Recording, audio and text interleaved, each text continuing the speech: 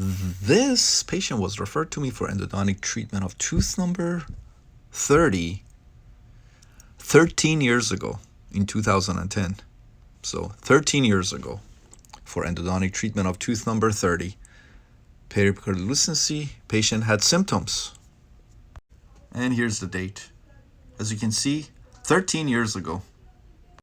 You can see patient has perio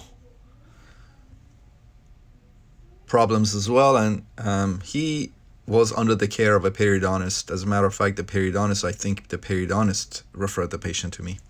But patient's been under the care of a periodontist, and he's aware he has perio disease.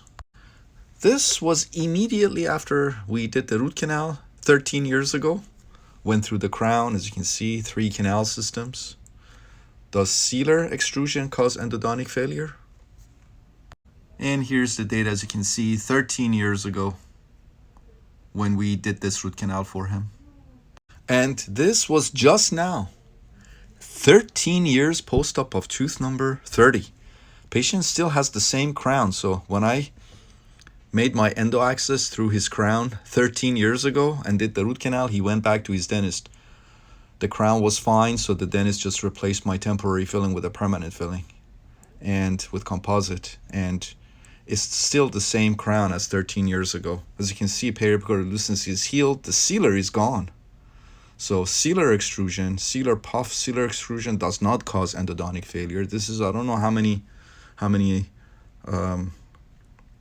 cases such as this one I posted with long-term post-ops showing that sealer puff, sealer extrusion, gutta-percha extrusion, those don't cause endodontic failure. Microorganisms do.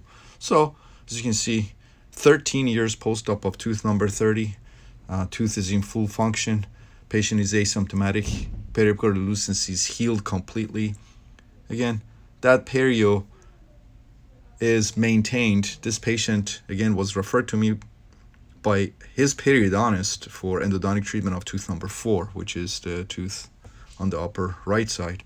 But as you can see, everything is looking great. 13 years post-op of tooth number 30. And here's the date, as you can see, 13 years post-op of tooth number 30. Okay. And again, as I said, patient is under the care of a periodontist, and his perio is maintained, I would say, pretty decently. But here you go, 13 years. And by the way, I did this root canal in 1 appointment. So 13 years ago, I did in 1 appointment. It had a periapical lucency, as you can see. 1 appointment works beautifully.